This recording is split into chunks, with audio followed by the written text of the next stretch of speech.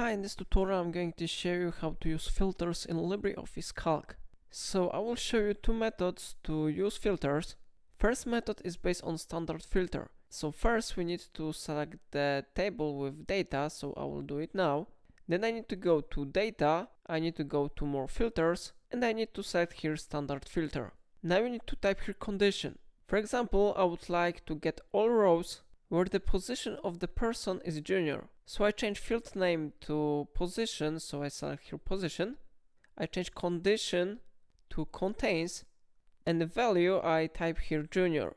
So now we can click OK button, and how you see standard filter has been successfully applied here. So we go now to edit and we go to undo filter, and then I will show you another method. Very popular option is to use AutoFilter.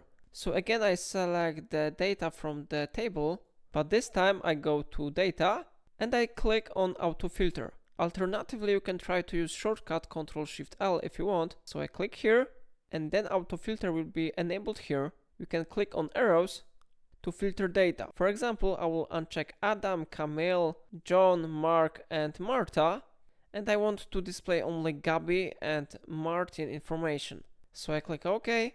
And how you see it really works. So in this way you can use filter and AutoFilter in LibreOffice Calc.